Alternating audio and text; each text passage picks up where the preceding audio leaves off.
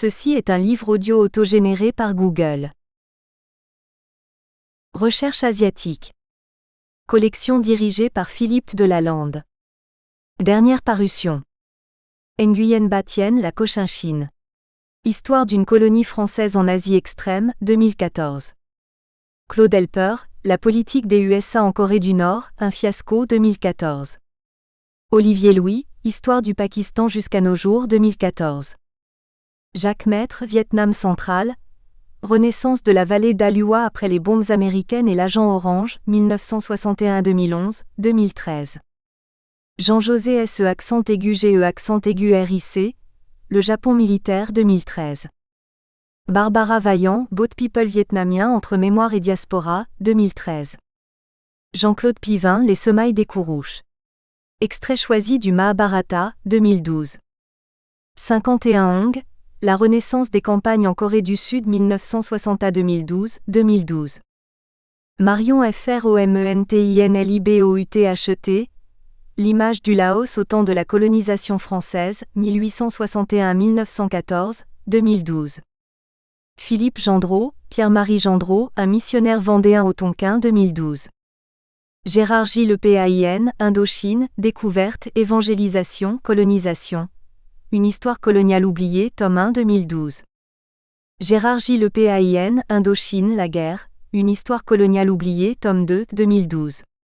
Tatoan, Les Khmers à l'ère de l'hindouisme, 20-1336 APR. JC 2012. Linda Hainouch, Le don chez les Jaïns en Inde, 2012. Quang Dongvu, Histoire de la Chine antique, tome 1 et 2, 2011. Takehara Yamada Yumiko, Japon et Russie. Histoire d'un conflit de frontières aux îles Kouriles, 2011. Guy Boiron, La Grande Muraille de Chine. Histoire et évolution d'un symbole, 2011. Prince Mankra Souvannaphouma, Laos. Autopsie d'une monarchie assassinée, 2010. Marguerite Guyon de Chemilly, Asie du Sud-Est. La décolonisation britannique et française, 2010. Du même auteur. Histoire du point astronomique en mer, Marines Editions, 2006.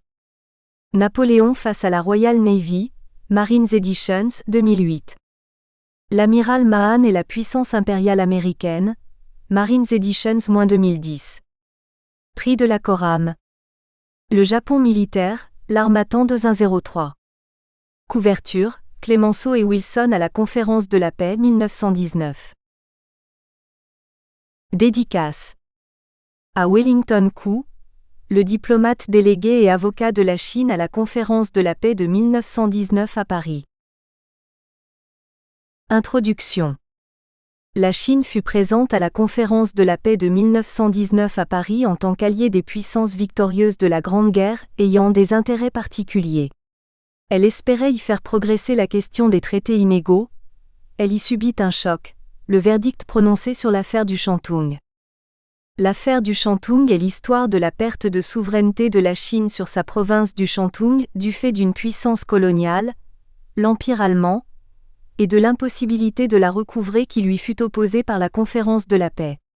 Cette instance qui avait le pouvoir de rétablir la souveraineté chinoise se prononça en faveur du Japon, l'allié de guerre qui avait chassé les Allemands du Shantung. La Chine s'estima trahie par l'Occident. L'enclave côtière de Kiaocheu avait été acquise en 1898 par l'Allemagne wilhelmienne par le procédé alors en usage de la canonnière. Elle lui avait été enlevée par le Japon en octobre 1914, au tout début de la Grande Guerre, à l'issue du siège de Tsingtao. Lors de la Conférence de la Paix, le Conseil des décideurs, contre toute attente et malgré la rigoureuse argumentation de la délégation chinoise, attribua au Japon les droits que l'Allemagne avait obtenus au Shantung. L'analyse méticuleuse de ce psychodrame est au centre de ce livre. Elle révèle les difficultés, les carences, les arrière-pensées, les bonnes intentions aussi qui affectèrent l'ensemble du traité de Versailles. La décision du Conseil fut jugée scandaleuse par la Chine, mais aussi par de nombreux observateurs. On la tint pour l'aberration la plus choquante du traité de Versailles, la négation même de l'esprit du pacte de la Société des Nations, cette création généreuse de la conférence. Cette affaire n'est pas tombée dans un total oubli à cause du poids du traité de Versailles, et parce que le mouvement du 4 mai qu'elle déclencha, et qui eut un grand retentissement à l'époque, figure dans les manuels d'histoire, mais tout cela est bien édulcoré, sinon confus. Alors qu'un siècle nous sépare de ce fameux traité, au moment même où la Chine est en pleine renaissance, nous pensons que cet épisode doit être redécouvert pour sa richesse politique et pour sa résonance morale. En effet, l'affaire du Shantung nous transporte à l'époque coloniale moderne, celle des implacables traités inégaux, de la Grande Guerre, celle du traité de Versailles, de la conférence de Washington et du péril jaune. Elle nous montre les impasses et les compromis de la politique internationale, la démesure du rôle de quelques acteurs, le cas quasi pathologique de Wilson, la condescendance occidentale, ses arrière-pensées, la transgression de ses valeurs affichées. Dans ce registre moraliste, dont Wilson était l'incarnation, et sur lequel on peut ironiser, elle est un conte politico-philosophique mais à charge. Dans le domaine stratégique, elle témoigne de la myopie et de l'inconséquence des grandes puissances occidentales à la fois devant la mutation de la Chine et son aspiration à être respectée, et devant l'expansionnisme à outrance du Japon.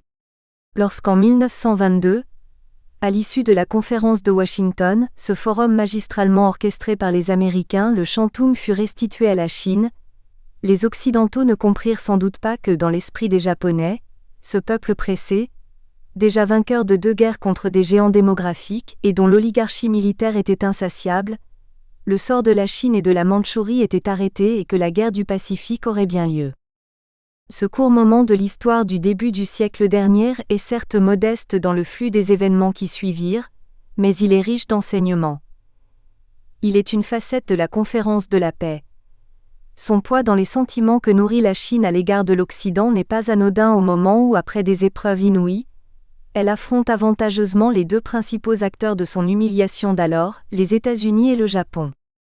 L'affaire du Shantung constitue un cas d'école de la diplomatie, de la géopolitique et du droit international. Elle conserve son intérêt dans l'analyse actuelle des relations de l'Occident avec l'Asie. Chapitre 1 Panorama de la Chine politique, de 1840 à 1919.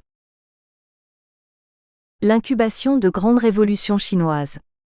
Cette Chine ténébreuse et insolite, mon père en avait peur au fond de lui-même.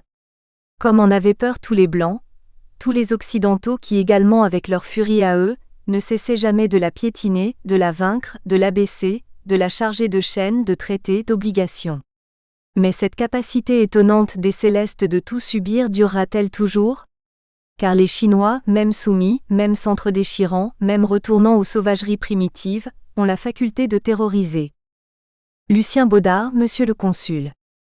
L'affaire du Shantung ne prend tout son relief et toute sa signification que si nous la replaçons dans son décor historique naturel, la Chine des années 1885 à 1925. On pourrait dire de cette période qu'elle est celle de l'incubation de la Grande Révolution chinoise qui, au sens large, s'étend de 1850 à 1950, des Taiping à la République populaire de Chine. Mal connue alors de l'opinion publique en Occident, et même des décideurs de la Conférence de la paix à Paris, cette Chine est malade de ses carences propres et de la cupidité des étrangers. Les données principales de sa déliquescence et leur fatal enchaînement nous aident à mieux comprendre les revendications de la délégation chinoise, l'appréciation en Chine de la décision qui fut prise pour le Shantung, les réactions qu'elle engendra, et sa portée réelle dans l'histoire de la Chine. Ce panorama politique que nous évoquons à grands traits jusqu'à 1919 ne cherche pas à être complet ou original. Il puise dans les études les plus connues. Il cherche à situer l'événement sujet dans un contexte qui annonçait que la Chine avait entrepris une longue et douloureuse mutation. Il est frappé du défaut de discontinuité. Les événements que nous évoquons sont ponctuels et paroxystiques. Ils sont dépourvus en particulier de leur environnement sociologique. Ils constituent notre balisage actuel bien décanté, mais il faut admettre que, compte tenu des moyens d'information de l'époque sur la Chine, il était difficile pour les contemporains d'y voir clair.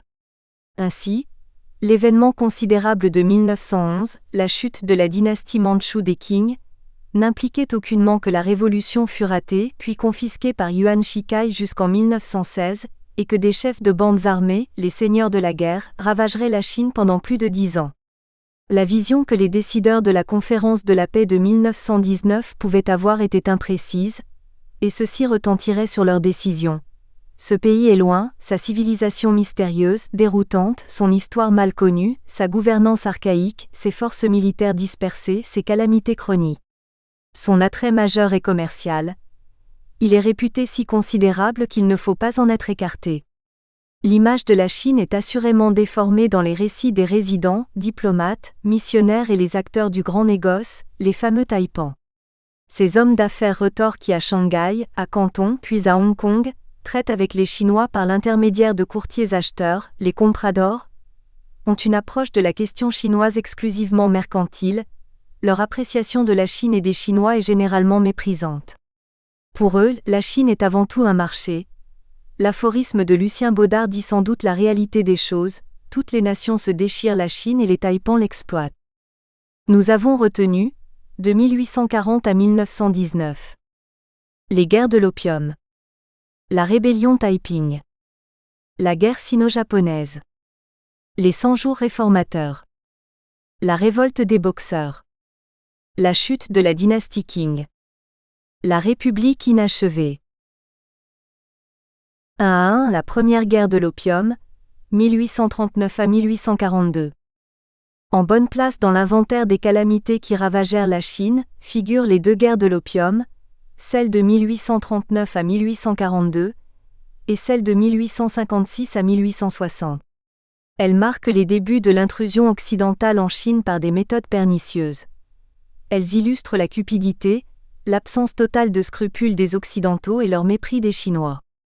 Par un édit de 1757, l'empereur Qianlong ferma les frontières maritimes de la Chine. Il concentra les échanges dans le seul port de Canton, où la résidence des étrangers était réglementée, et ces échanges étaient contrôlés par un organisme d'État, le Cohong. La demande anglaise de thé, de soie, de porcelaine était croissante. On parle de 3 millions de taels dans la décennie de 1760 et de 16 millions pour la décennie de 1780. Ce négoce quasi unilatéral était compliqué par le fait que la Chine exigeait le paiement des exportations exclusivement en monnaie d'argent. La pénurie d'argent incita les Britanniques de l'East India Company, Robert Clive et Warren Hastings, à promouvoir l'importation en Chine d'une marchandise très attractive, l'opium, produit en quantité aux Indes et qui serait aussi payé en lingots d'argent. La EIC se fit attribuer le monopole des achats d'opium indien, et pour éviter de se compromettre, elle vendit des licences aux marchands locaux occidentaux. Ceux-ci se faisaient payer leurs ventes en monnaie d'argent qui était déposée dans les banques anglaises de Canton, et permettait l'ouverture de nouvelles lettres de crédit. De médicaments, il devint une drogue. Devant les ravages de l'opiomanie, l'empereur Yongzheng interdit ce trafic en 1729, mais en vain, et en 1796, l'empereur Jiaqing déclara ce trafic passible de la peine capitale, et il sanctionna les opiomanes. En 1800, la culture de l'opium fut interdite sur le sol chinois, les dépôts furent centralisés à Huangpu et un contrôle des navires fut mis en place. Néanmoins, les ventes illégales s'intensifièrent. Entre 1800 et 1838, les ventes de la seule EIC passèrent d'une centaine de tonnes à 2600 tonnes. On parle d'1 million d'opiomanes en 1820 et de 2 millions en 1835. Apparut aussi la pratique de mélanger l'opium au tabac. En 1838, après 2 ans de débats internes sur la problématique du trafic de l'opium, l'empereur Daoguang, 1820 à 1850, décida de lutter contre. Il nomma commissaire à Canton l'ancien gouverneur des provinces de Hubei et du Hunan, Lin Zexu, loyal, patriote, partisan de la manière forte, c'est-à-dire de la fermeture des fumeries, de la confiscation des stocks et de l'engagement écrit des négociants à abandonner ce commerce. La reine Victoria fut également avisée que ce trafic prohibé devait cesser. En juin 1839, 1200 tonnes d'opium furent saisies et détruites, et la visite des navires étrangers instituée. Les sociétés commerciales britanniques, dont la fameuse Jardine Matheson & Co., demandèrent au cabinet de Lord Melbourne d'intervenir. Il y eut des incidents portuaires, et Lin Zexu fit interdire Canton aux navires britanniques en décembre 1839, mesure qui fut rendue définitive en 1840 par l'empereur. Il y eut débat au Parlement anglais, en avril 1840, le parti de la guerre l'emporta. En juin, une flotte de 16 bâtiments de combat, 4 canonnières, plus de 500 canons et 4000 hommes et une trentaine de transports sous l'amiral Charles Elliott se présenta devant Canton. La ville et sa milice se défendirent. Elles empêchèrent l'accostage des navires par des pieux reliés par des chaînes. Les Britanniques débarquèrent alors sur l'île de Hong Kong, et les combats commencèrent en juillet. La supériorité navale britannique était manifeste. Devant ce péril, l'empereur Daoguang lâcha l'un Zexu, l'accusant de faire trop de concessions. Il fut dégradé et exilé et remplacé par des négociateurs mandchous. Le haut dignitaire Qishan ou Shishan résista aux exigences britanniques, puis, intimidé par leur démonstration de force, finit par accepter leurs conditions, reprise du négoce, remboursement des stocks détruits et la cession de Hong Kong. L'empereur, furieux, le désavoua, cassa ses arrières, le chassa de Canton dans les fers, confisqua ses biens, l'exila et le remplaça par Yishan ou Shi Ying, du clan impérial, qui déclara la guerre à l'Angleterre le 29 janvier 1841. Ce conflit opposa quelques 20 000 Britanniques sous le général Anthony Bestrand-Sam, à 90 000 Chinois de Daoguang qui mirent des semaines à atteindre Canton. Les Britanniques avaient alors conquis tous les endroits stratégiques. L'assaut chinois échoua, l'armée se replia dans la ville. Yishan demanda l'armistice. Une convention fut signée le 27 mai 1841, portant rachat de Canton aux Britanniques pour 6 millions de dollars mexicains. Mais ce n'était pas pour solde de tout compte, ces derniers ne renonçant ni à l'indemnisation des stocks d'opium détruits ni à la mainmise sur Hong Kong. Pour conforter leur avantage, les Britanniques firent remonter le Yangtze-Kiang par une escadre jusqu'à Nankin. L'empereur se résigna à signer le traité le 29 août 1842, à bord de la canonnière Cornwallis. Il sera complété en juillet et octobre 1843 par le traité de Humen. La ratification du traité, approuvé par la reine Victoria et par l'empereur Daoguang, eut lieu 2 mois plus tard. Le traité de Nankin du 29 août 1842. Traité issu d'un coup de force étranger contre le droit souverain chinois de légiférer chez lui, présenté ensuite comme un traité de défaite militaire apportant des gains considérables aux Britanniques pour un modeste engagement militaire, ce traité inégal, thème auquel nous consacrons le chapitre 3, mérite un instant d'attention. Il prévoit une ouverture de 5 ports chinois au sujet britannique et installation de consulats ayant droit de juridiction. Canton, Fuzhou, dans le détroit de Formose, Ningbo en avant-port de Hangzhou, Xiamen, Amoy et Shanghai. 2. L'île de Hong Kong devient à perpétuité une possession de la reine Victoria. 3. Paiement par la dynastie Qing d'une indemnité de 6 millions de dollars mexicains, MEX, valeur de l'opium détruit à Canton. 4. Abolition du monopole Kohong à Canton, et autorisation pour les marchands britanniques de commercer avec qui bon leur semble. Paiement de 3 millions de dollars mexicains pour régler les dettes du Kohong aux commerçants. 5. Paiement de 12 millions de dollars mexicains pour compenser les dépenses de la récente guerre, arrêtée au 1er août 1841. 6. Les 21 millions de dollars mexicains des points 3 à 5 seront payés en 4 échéances annuelles avant la fin de 1845, avec 5% d'intérêt par année de retard. 7. Libération immédiate des prisonniers britanniques, indiens et européens. 8. Amnistie inconditionnelle de tous les sujets chinois ayant traité avec les Britanniques. 9. Tous les marchands acquitteront un honnête droit de douane à l'import et à l'export, et autres taxes justifiées. Une taxe de transit sera acquittée pour les marchandises expédiées à l'intérieur du pays. 10. Au reçu du premier règlement, les troupes britanniques quitteront Nankin et le Grand Canal. 2 clauses ici sont léonines.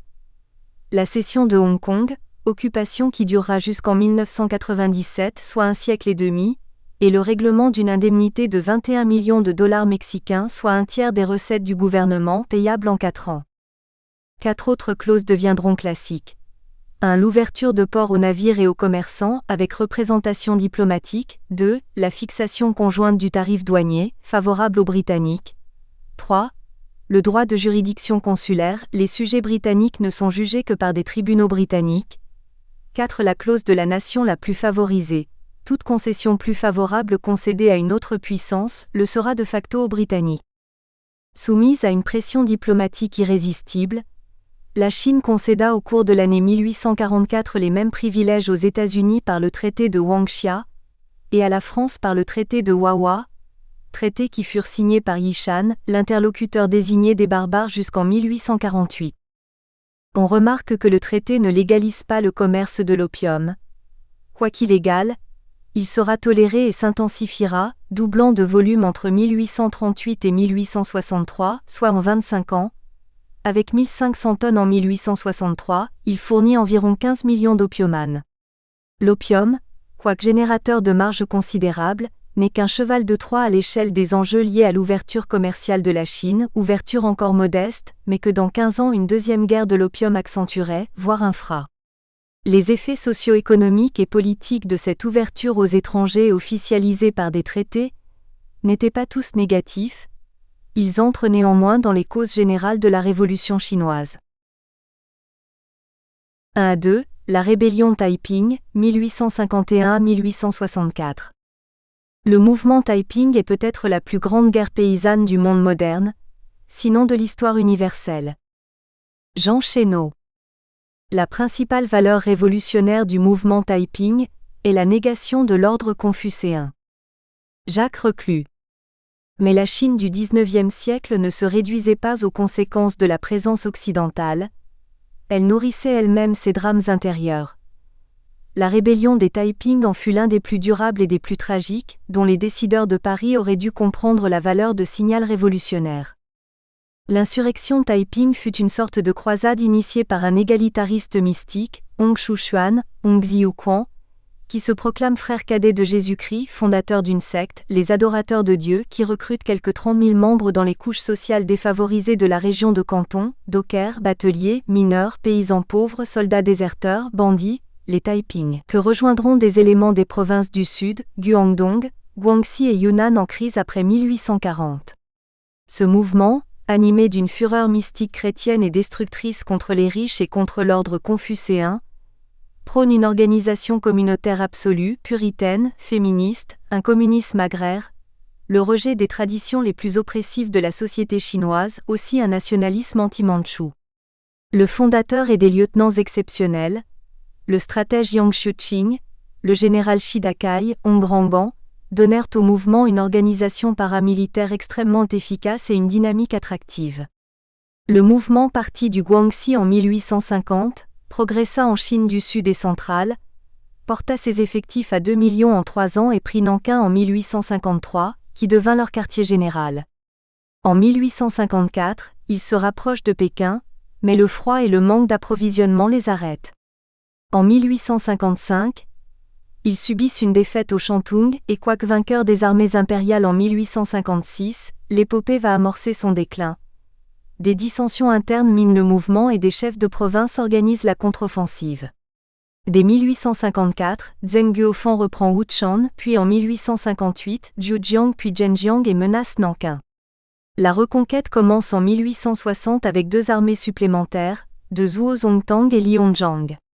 En 1862, les Occidentaux prennent le parti de la dynastie Qing, un corps de mercenaires est formé et placé sous les ordres de Charles G. Gordon, le futur Gordon Pacha au Soudan.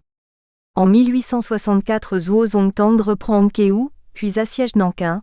Hong Xiuquan s'empoisonne, le mouvement est vaincu et se disperse. Le bilan de la rébellion Taiping est effroyable. Le mouvement mobilisa environ 3 millions de rebelles, les combats, les exactions et ravages directs et indirects firent entre 20 et 25 millions de morts, soit la moitié des pertes humaines de la Deuxième Guerre mondiale. La révolte des Taiping est l'un des drames les plus saisissants de l'histoire de tous les temps, écrit Jacques Reclus dans La révolte des Taiping. Elle l'est par ses énormes dimensions, par ses terrifiantes hécatombes, par plusieurs éléments que les analystes ont dégagés à la lueur du passé antérieur et postérieur à la révolte. Interprétation de la rébellion Taiping. L'interprétation de la rébellion Taiping est un classique de l'analyse révolutionnaire. Nous intéresse ici ce que l'Occident aurait dû en retenir comme données historiques et signal politique en Chine. Origine et singularité, cause de l'échec et signification de la rébellion pour l'avenir politique de la Chine. Origine et singularité. Les révoltes en Chine sont une calamité chronique. On mentionne les Bandinian de 1853 à 1868, en Chine du Nord, les aborigènes Miao du Guizhou de 1854 à 1872, plusieurs révoltes de musulmans chinois, celle du Yunnan de 1855 à 1873, celle du Shanxi Gansu de 1863 à 1873, celle du Xinjiang de 1862 à 1878. Les dégâts sont considérables. Entre 1850 et 1875, la population chinoise serait passée de quelque 410 millions à 350 millions, une diminution de 60 millions soit 15%.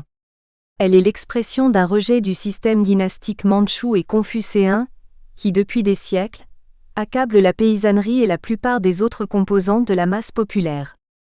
Ces révoltes avaient invariablement pour origine l'arbitraire et la brutalité du pouvoir, l'accaparement des terres, le fardeau insupportable des impôts, la corruption de l'administration, la désorganisation générale, Jacques Reclus. Mais elle se distingue des mouvements ruraux récurrents. Ce n'était pas qu'une jacquerie, elle fut la plus importante et la plus meurtrière des rébellions depuis l'Antiquité chinoise. Sa souche était d'inspiration religieuse. Elle montra une étonnante capacité d'organisation militaire, politique et administrative totalement inattendue, capable de chasser la dynastie Qing, de prendre le pouvoir en Chine et d'y instaurer un ordre nouveau. Enfin, elle est novatrice par sa remise en question de l'ordre social confucéen jusque-là intangible. Elle est la première subversion populaire professant une idéologie étrangère aux traditions nationales, en l'espèce le christianisme protestant, Jacques Reclus. Les causes de l'échec des Taiping. Mais l'aventure ne dura pas plus de 12 ans. Elle fut liquidée par les impériaux avec un coup de pouce occidental. Jacques Reclus analyse ainsi l'échec des Taiping. Outre la réaction de défense de la société confucianiste, qui a été fatale à la rébellion, d'autres causes rendaient son échec inévitable. Ses luttes intestines, 2. Le dérangement d'esprit de son chef, 3. Une lente mais inexorable déflation morale, celle que le pouvoir absolu porte en lui, 4. L'absence d'une idéologie cohérente à opposer à l'ordre régnant des valeurs. 5. La non-application des apostrophes. Une réforme agraire viable adaptée aux besoins du temps qui entraîna la désaffection des masses paysannes. 6. Le retour à des conceptions de l'Antiquité féodale incompatibles avec l'évolution sociale du siècle. 7. Le provincialisme, un état d'esprit rural figé, mais aussi la non-fédération des provinces. 8. Les erreurs stratégiques du céleste royaume. Pas de tentative sérieuse de s'emparer du Nord et de Pékin. 9. L'hostilité active des puissances occidentales. La composante religieuse, chrétienne du mouvement était aussi une source d'échec, par son impuissance à motiver durablement les masses, et l'empreinte confucéenne était encore trop prégnante. L'idéologie religieuse des Taiping en faisait des ennemis de la pensée traditionnelle qui, pour les Chinois, est l'âme de leur civilisation. J. Reclus. Mais pourquoi le christianisme aurait échoué alors que le bouddhisme et l'islam étaient bien absorbés par la Chine? N'étaient-ils pas adaptés à la Chine? Selon John Kafferbank, le bouddhisme domina en Chine du milieu du VIe siècle à la fin du VIIIe siècle, puis subsista sous forme de sectes, de monastères et de possessions foncières parfaitement sous contrôle impérial. L'islam, bien établi en Asie centrale, s'infiltra à partir du VIIe siècle par le Nord et par la qualité de la foi de ses adeptes fondamentalistes, s'enracina profondément dans la population chinoise dans le sud-ouest et le nord-ouest. Le christianisme arrivé tardivement par la mer au XVIe siècle, ne connut pas une telle réussite. Il était assimilé au travers de ses missionnaires et de leurs fidèles à la puissance militaire et industrielle de l'Occident, donc à une menace. La caricature de la religion protestante que représenta la Société des adorateurs de Dieu, fondée par Hong Xiuquan, que l'on tiendrait de nos jours pour une secte d'illuminés agressifs, totalitaires, ne pouvait constituer un socle spirituel solide et générateur d'un mode de vie empreint de sagesse. Ses préceptes de vie communautaire étaient aberrants.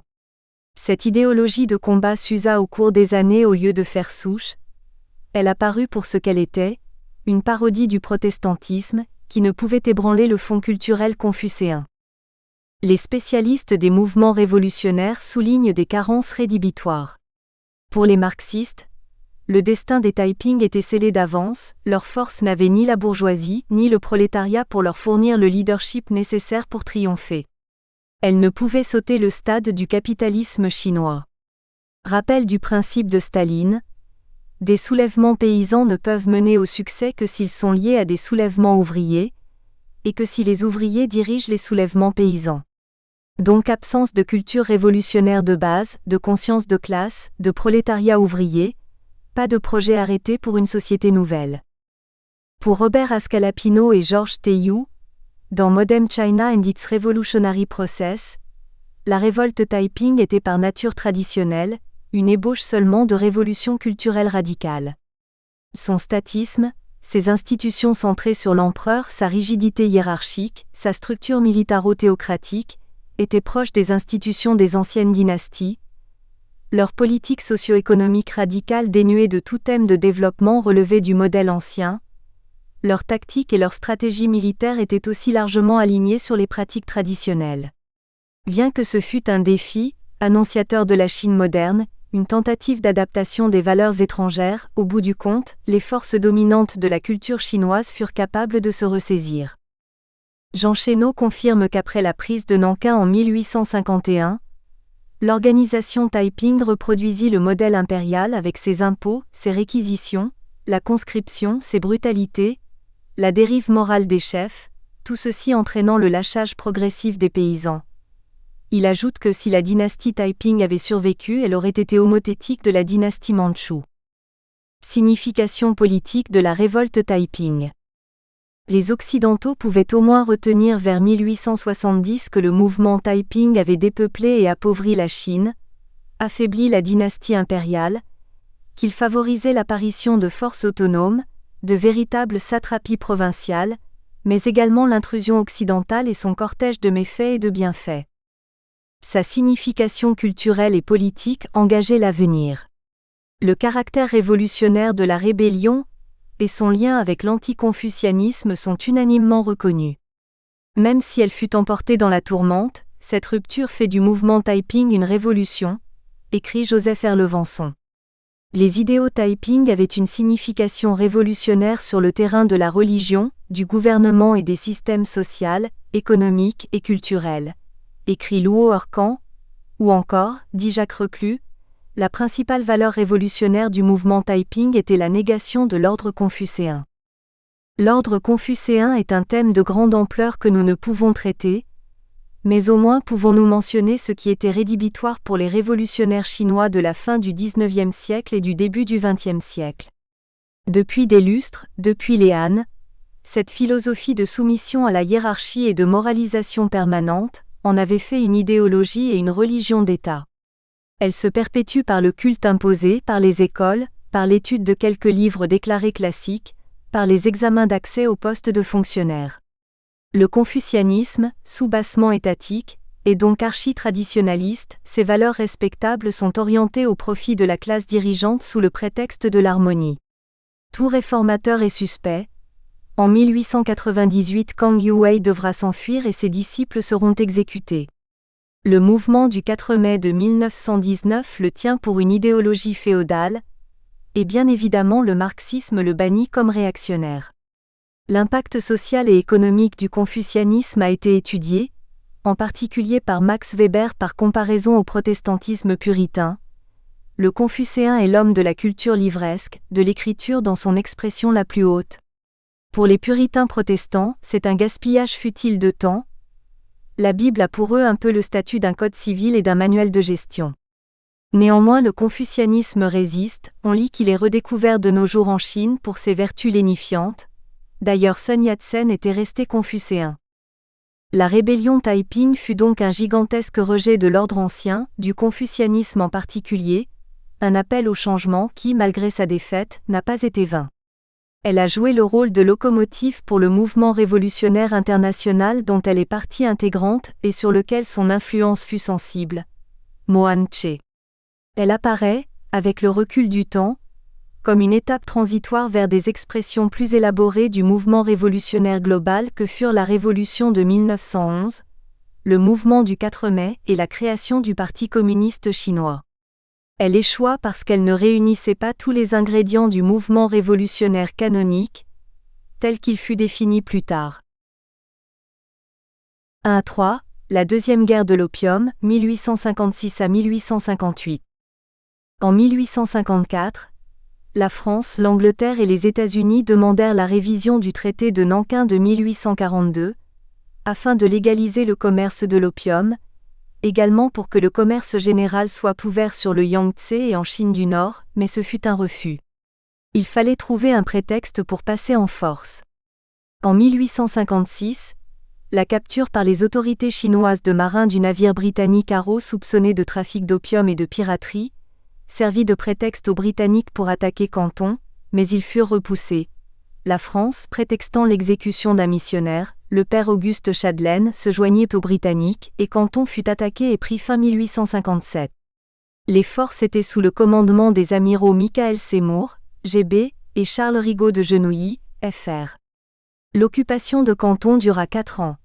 Les négociateurs étaient Lord Elgin et le baron Gros. Le gouverneur chinois Ye Ming-shen fut pris et exilé à Calcutta, où il se laissa mourir de faim. Une opération navale combinée franco-britannique lancée en mars 1858 et visant Tientsin, et donc Pékin, fit fléchir le gouvernement chinois. Le traité de Tientsin, du 26 juin 1858. Les États-Unis et la Russie y furent associés. Les signatures s'échelonnèrent du 18 au 27 juin 1858. 10 ports supplémentaires et le Yangtze-Kiang seraient ouverts au commerce étranger. La Grande-Bretagne et la France seraient indemnisées à hauteur de 2 millions de taels chacune, ainsi que les marchands britanniques pour la même somme. La légalisation du commerce de l'opium fut obtenue en novembre. Les taux du tarif douanier furent abaissés et pour garantir leurs indemnités, la douane passa sous contrôle des puissances étrangères. L'Angleterre, la France et les États-Unis obtinrent l'établissement de missions diplomatiques à Pékin, jusqu'alors interdites aux étrangers. La Chine cependant ne respecta pas ce dernier engagement, et après l'échec d'une tentative navale anglaise dans la rivière Aye en 1859, une force franco-anglaise partie de Hong Kong en juillet 1860 attaqua Peitang en août, remporta la bataille de Palikao le 21 septembre contre l'armée chinoise. Elle atteint Pékin le 26 septembre et occupa la ville le 6 octobre. L'empereur Xianfeng se réfugia dans son palais d'été. Les troupes mirent à sac les 2 palais d'été, les incendièrent et détruisirent le plus ancien. L'empereur et sa suite s'enfuirent. Le frère de l'empereur, le prince Gong, signa la Convention de Pékin du 18 octobre 1860. La Convention entérinait le traité de Tientsin et concédait des avantages supplémentaires. Ouverture de Tientsin comme port commercial, cession de Kowloon, en face de Hong Kong à l'Angleterre, liberté de culte en Chine, donc pour les chrétiens droit d'évangéliser et de propriété privée, possibilité de recruter de la main-d'œuvre chinoise pour travailler à l'étranger, des coulis seront recrutés pour les plantations ou les mines de Malaisie, d'Australie, des États-Unis et d'Amérique latine, augmentation de l'indemnité à payer à Angleterre et à la France, portée à 8 millions de taels chacun. La Russie profita de cette guerre pour se poser en médiateur et pour avancer sa frontière en Chine, gagnant la rive gauche du fleuve Amour et une longueur de côte relativement hors gel où elle fondera Vladivostok en 1860. Cette avancée fut reconnue par le traité d'Éguin du 28 mai 1858. Les guerres de l'opium précipitèrent certes l'ouverture et par suite la modernisation, l'industrialisation et développement de la Chine, mais l'accablement que représentèrent le poids des indemnités de guerre, les pillages et destructions, les troubles sociaux, l'addiction du peuple à l'opium, l'affaiblissement de la dynastie impériale, firent de ces guerres d'origine mercantile des calamités historiques qui ont nourri le ressentiment des peuples asiatiques envers l'Occident. 1-4. La guerre sino-japonaise de 1894 à 1895. Le prétexte de cette courte guerre de 8 mois fut l'atteinte portée par le Japon à la suzeraineté de la Chine sur la Corée. La logique de l'expansionnisme vers le continent des oligarques de l'empereur Meiji conduisait à assujettir la Corée, pont naturel vers le continent, péninsule convoitée aussi par la Russie. Les premiers pas vers la Corée datent de 1876. À la suite d'un refus du régent de payer tribut au Japon, ce dernier fit une démonstration navale. Le traité de Kangwa fut signé le 26 février 1876. Il stipulait que le Japon reconnaissait l'indépendance de la Corée, provocation vis-à-vis de la Chine, et qu'il aurait une représentation à Séoul et un accès commercial à 2 ports, ce qui offrait des risques d'incidents diplomatiques. En effet, Il y eut une crise en 1882 et une autre en 1884, cette dernière amortie par la convention Lihito avec la Chine qu'il fallait rassurer. Le dérapage vers la guerre fut savamment orchestré par les Japonais, début 1894, à partir de l'assassinat à Shanghai d'un Coréen pro-japonais, Kim Ok-kien, et d'une révolte ayant éclaté dans le sud. Début juin. La Chine envoya des troupes pour rétablir l'ordre, le Japon fit de même puis somma la Chine de retirer les siennes. Chacun augmenta ses effectifs. Le 25 juillet, les Japonais placèrent le roi sous leur contrôle, occupèrent son palais. La guerre fut déclarée le 1er août 1894 et l'indépendance de la Corée fut proclamée le même jour. Le théâtre terrestre de la guerre serait le nord de la Corée, et la presqu'île du Liaodong en Mandchourie du Sud, où sont établis les ports de Port Arthur et de Dalny. Sur mer, les flottes s'affronteraient en mer Jaune dans les parages de l'estuaire du Yalu, qui sert de frontière entre la Mandchourie et la Corée. Le rapport nominal des forces terrestres était en faveur des Chinois puisque théoriquement, leurs réserves étaient inépuisables. Les forces engagées furent de l'ordre de 50 hommes de chaque côté. Les forces chinoises, placées sous les ordres de Li Hongjiang, alors vice-roi du Zili, étaient organisées en 3 armées, celle de Péchili, de Mandchourie, et la réserve de plus de 100 000 hommes positionnée près de Pékin et commandée par la major allemand von Anschen. Les forces terrestres japonaises comprenaient aussi 3 armées, l'une prévue opérer en Corée puis en Mandchourie, éventuellement jusqu'à Mukden, la deuxième serait débarquée dans la presqu'île du Liaodong en vue de prendre Port Arthur, la réserve serait en attente à Hiroshima. Les forces navales engagées étaient de 10 unités lourdes et 20 légères pour la Chine, sous les ordres de l'amiral Ting Juchang, ancien général de cavalerie, et de 24 unités lourdes et 35 légères pour le Japon sous les ordres de l'amiral Ito Yuko. La défaite de la Chine fut complète, quoique les Chinois aient combattu courageusement. Dès le 17 septembre, la flotte japonaise écrasa la flotte chinoise au large de l'estuaire du Yalu, puis les Japonais prirent Port Arthur le 22 novembre et Wei Ai Wei, la base navale chinoise située en face de Port Arthur, le 16 février 1895 par une opération combinée terre-mer. La guerre avait duré 8 mois. Le traité de Shimonoseki, dans le détroit de Corée, fut signé le 17 avril 1895.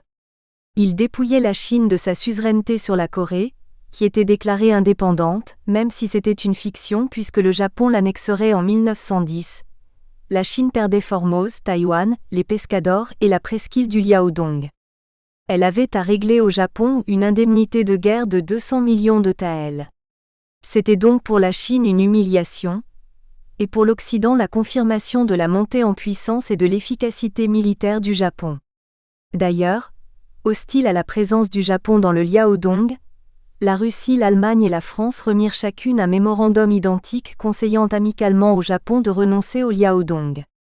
Remarquons que l'Angleterre s'était défilée car elle ne voulait pas indisposer le Japon. Leur alliance se concrétisera en 1902. Le Japon, ulcéré, s'inclina le 5 mai 1895, mais il ferait payer plus tard à l'Allemagne et à la Chine ce camouflet diplomatique et cette frustration stratégique. Les 3 puissances ci-dessus avaient perçu le danger de la fulgurante ascension du Japon hier encore quasi féodal. En 30 ans, la fin du shogunat et le début de Meiji dataient de 1868. Il s'était doté, avec l'aide occidentale il est vrai, d'une puissance militaire d'une étonnante maturité, et il avait réalisé ses ambitions expansionnistes sur Formose, les Ryukyu et la Corée. Le modeste Japon insulaire avait défait le géant démographique du continent, la Chine. Tous deux étaient assistés de conseillers occidentaux. Si la Mandchourie et la Chine étaient vraiment l'obsession expansionniste du Japon, un bras de fer avec l'Occident était donc prévisible. Telle aurait dû être l'analyse géopolitique des Occidentaux dès 1900 ou encore en 1919. 1.5 Les 100 jours réformateurs. La défaite dégradait plus encore l'image de faiblesse et de vulnérabilité de la Chine. 3 ans plus tard, l'Allemagne ne craindrait pas de s'implanter au Shantung par une méthode que nous décrirons au prochain chapitre 2, et ce serait le signal d'une ruée des puissances. Elle serait contrainte de signer des traités qu'elle ne cesserait par la suite de qualifier d'inégaux, auxquels nous consacrons le chapitre 3. Les historiens parlent de break-up, de dépaissement de la Chine par l'étranger. Parmi les signes économiques tangibles de la domination étrangère, mentionnons que le nombre de ports ouverts passe de 34 à 45, que le service de la dette auprès de l'étranger absorbe le quart du budget, soit la totalité des recettes douanières prises en garantie, que les investissements étrangers prolifèrent, entraînant certes un développement industriel mais aussi une mainmise étrangère, l'offensive commerciale étrangère aidée par un tarif douanier anormalement bas à L'. Import aggrave le déficit de la balance commerciale, le système capitalistique traditionnel chinois Yanggu est totalement dépassé. Le discrédit frappait évidemment la dynastie impériale. La défaite soulignait le retard militaire et technique de la Chine, la nécessité de réformes. La chute des Qing était déjà programmée par des sociétés secrètes, telles que celle fondée par Sun Yat-sen. Une voie moins radicale, celle des réformes mais dans l'ordre confucéen, était souhaitée par la classe instruite. Ce fut le message que Kang Youwei, un lettré du Guangdong, tenta de transmettre à l'empereur Guangxu dès mai 1895, de la part de milliers de pétitionnaires lettrés, mais en vain car la censure interceptait ces pétitions. L'empereur finalement informé eut une réaction positive. Il laissa se développer les idées réformistes au sein de sociétés savantes et de cercles progressistes et leur diffusion par la presse. Les théoriciens du réformisme s'exprimèrent, en premier lieu Kang Youwei et ses disciples. Kang Youwei n'est pas un propagandiste populaire, il s'adresse uniquement à l'élite lettrée. S'il reste fondamentalement attaché au confucianisme et s'il prône nombre de réformes sociales, il est conscient cependant que le sauvetage de la Chine implique une refonte culturelle. Un autre réformiste, Yan Fu, va plus loin, il dénonce l'entier système confucéen et il a recours à la pensée occidentale. Or celle-ci est totalement différente de la pensée chinoise. Ses valeurs humanistes sont la liberté, l'égalité et la démocratie, le sens de l'intérêt collectif. Parce que la vie est une lutte qui élimine ou assujettit les plus faibles, le darwinisme est également social. Elle a le culte de l'énergie, de la lutte, générateur de progrès et finalement d'amélioration du sort des masses. La société américaine en pleine ascension en est une image éloquente. Autre théoricien, Liang Qichao Tan Sitong. L'introduction de cette notion d'évolution et de progrès continu conduit à demander que l'acquisition du savoir moderne soit prévue par la loi. La fulgurante modernisation du Japon de Meiji par le système scolaire et le recours aux experts étrangers en est la formidable démonstration. Sur le sujet de la mutation du système politique, ces intellectuels réformistes sont encore timides. Ils ne vont pas au-delà d'une monarchie constitutionnelle parlementaire dans laquelle l'élite participerait au pouvoir par le jeu d'un parlement national et d'assemblées locales. La constitution de Meiji de 1889 qui est parlementaire, la diète impériale, est une trompeuse référence car cette constitution est au fond archi-conservatrice. L'empereur Guangxu annonça par un édit du 11 juin 1898 que des réformes nationales allaient être entreprises. Le 16 il reçut Kang Youwei et le nomma secrétaire pouvant directement l'approcher, donc influent. De juin à septembre, un train de réformes profondes d'ordre technique s'abattit par plus de 70 édits impériaux sur l'administration, sur l'enseignement et sur certains centres névralgiques de l'économie, peu sur l'agriculture. Si les instructions avaient été appliquées, la Chine eût été sur les traces du Japon. Mais la Chine à bien des égards n'est pas le Japon. Une lourde inertie bloqua les réformes en province au niveau mandarinal et administratif. Un gouvernement fort et patient aurait peut-être réussi une lente mise en route, mais au bout de 3 mois, 100 jours, le mouvement réformateur fut torpillé au sommet même de la dynastie par l'impératrice douairière Cixi Cui. Elle rêvait de reprendre le pouvoir qu'elle avait cédé en mars 1889 à Guangxu. Lors de sa majorité, Guangxu était le fils de sa sœur. Cixi l'avait fait abusivement désigner empereur en 1874 au décès de l'empereur Tongji. Le 21 septembre 1898, à la suite d'un scénario rocambolesque ayant pour but d'obtenir l'abdication de Guangxu, Cixi parvint à le neutraliser totalement. L'empereur, informé du complot, avait fait appel à Yuan Shikai, alors en charge de la modernisation de l'armée, pour neutraliser Cixi, mais ce deuxième finalement trahit l'empereur.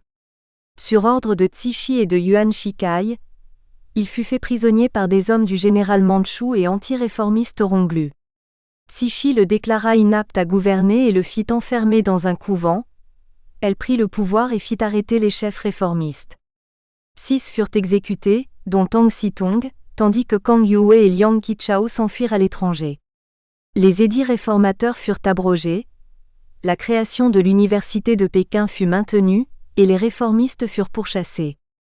Cixi, l'incarnation de la tradition la plus sectaire, gouvernerait encore pendant 10 ans.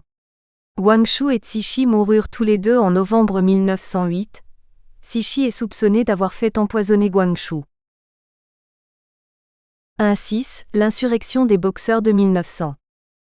En 1899, 40 ans après la fin de la révolte des Taiping, éclata l'insurrection des Boxers.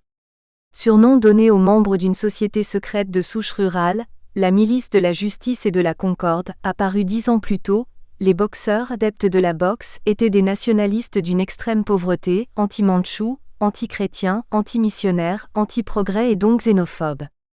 Ils se révoltèrent en mars 1898 contre les Qing, et commirent dans le pays des ravages et des exactions dont des exécutions de religieux et de convertis catholiques.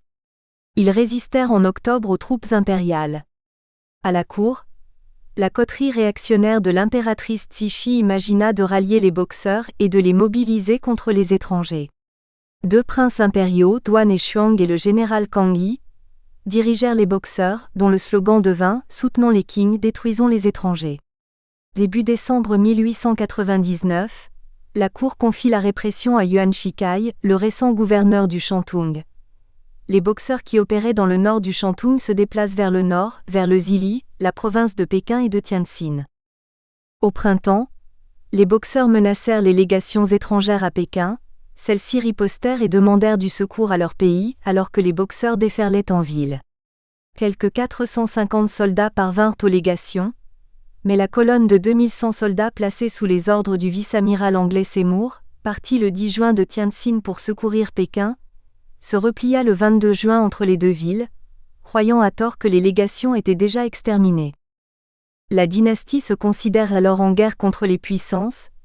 L'impératrice licencie des soldats impériaux afin qu'ils se joignent aux Boxers. Les 13 et 14 juin 1900, les Boxers pillent Pékin et Tianjin et y massacrent des chrétiens. Le 17 juin, les troupes impériales se joignent aux Boxers. Le 20, le quartier des légations étrangères de Pékin qui abrite environ 450 civils étrangers, autant de militaires et quelques 3000 chrétiens chinois. Nous espérons que vous avez apprécié cet aperçu. Pour continuer à écouter ce livre audio sur Google Play Livres, utilisez le lien dans la description de la vidéo.